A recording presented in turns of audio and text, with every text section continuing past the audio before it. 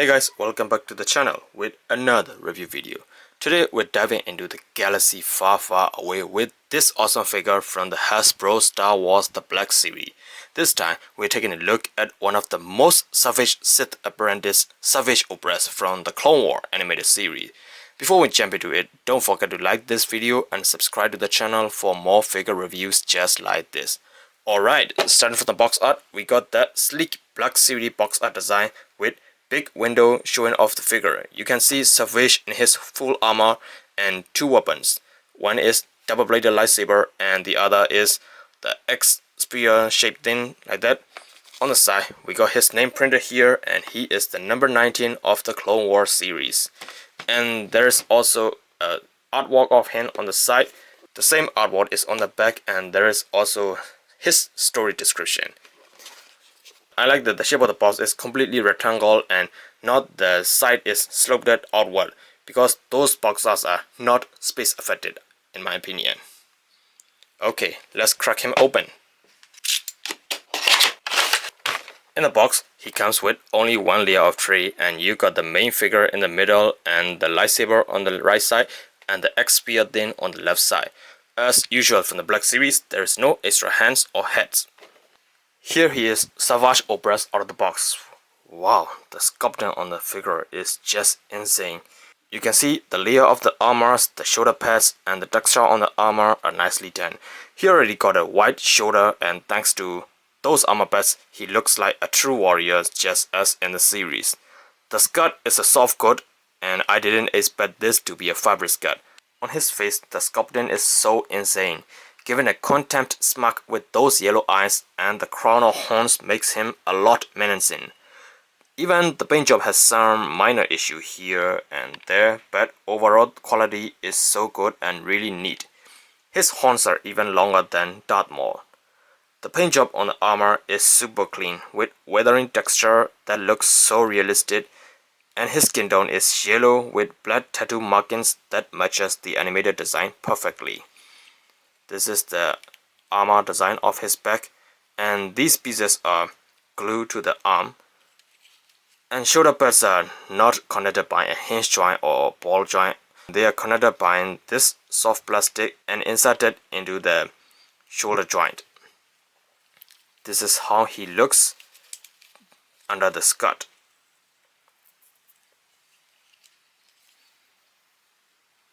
I didn't notice his pants color is dark purple.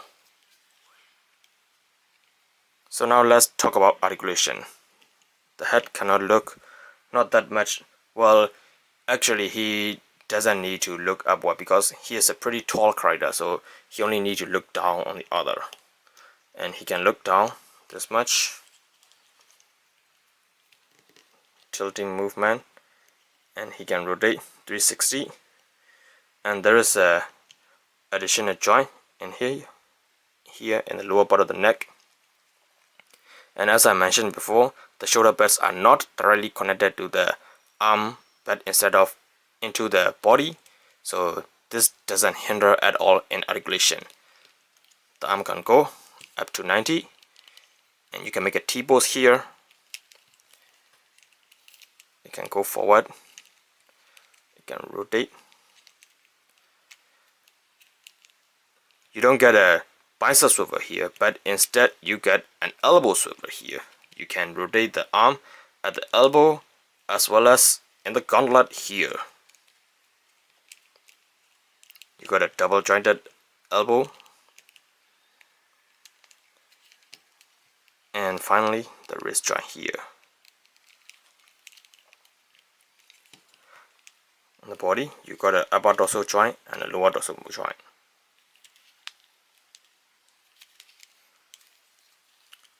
Side to side movement is amazing.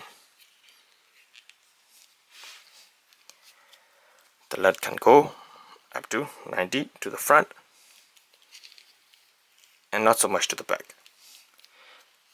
Just as the same in the elbow, you don't get a thigh swivel here, but you get a knee swivel here. And you also got a boot swivel here. The leg can go back to this much. It's a single joint. And last but not least, you got this ankle pivot movement and the hinge joint. The articulation is pretty awesome just by his size. Alright, so now let's take a look at the accessories. Okay, so now let's check out the accessory. First, we got this X-Spear tin. This tin is so massive with a brutal sculpt and a black finish. This tin is even taller than the Savage himself. I don't remember exactly where this was used in the movie. I think this was used before he became a Sith apprentice under Count Dooku, or did he just use this on the Night Sister wall? I don't remember exactly, but this looks so good. You can see the metallic coating with damage and some damage to the edges here, but this handle was a bit too simple compared to the blade here. But anyway, this accessory is so good. But this one, I was a bit disappointed by this dual blade lightsaber, because this one was supposed to be in metallic color, but this looked like a plastic rod, and you can see there are no texture or anything here, just a gray color rod. But anyway, these blades are movable,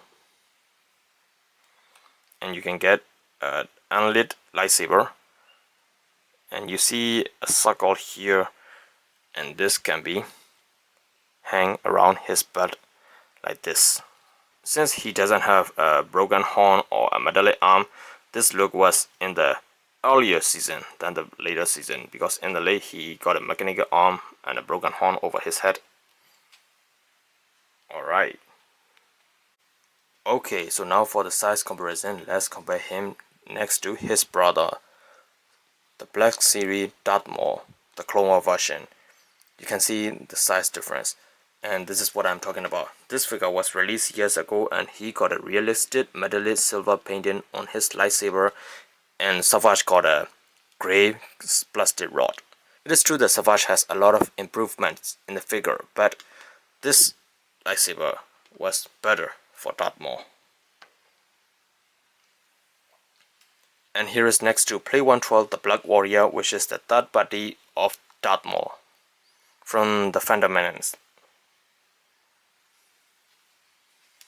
And here is next to Black Series Ahsoka Tano, the Clone Wars version. And here is next to the Black Series Captain Rex. And here is next to the Black Series Jesse.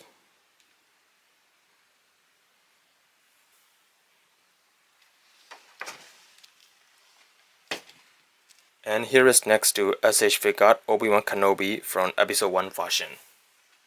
And here is next to SH figure Anakin Skywalker Ahsoka series version. And here is next to Mayfest Bo-Katan Mandalorian version. And here is the Mayfest Grogu.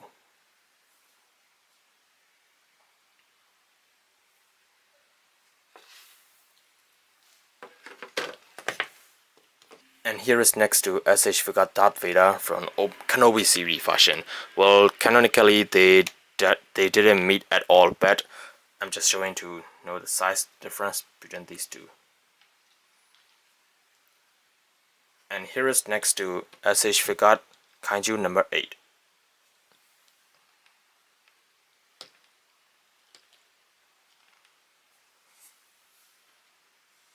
So for the final thoughts, this figure is a very nice and solid figure. The sculpting is amazing, the paint is clean, and the articulation is generous despite the bulk, and his presence next to other characters looks so great. I've been collecting Black Series figure, but this is the first time I'm making a review video, so feel free to discuss your thoughts on this video. Alright guys, this is for the review. Don't forget to hit the like button and subscribe if you haven't already. Thanks for watching, and see you in my next video.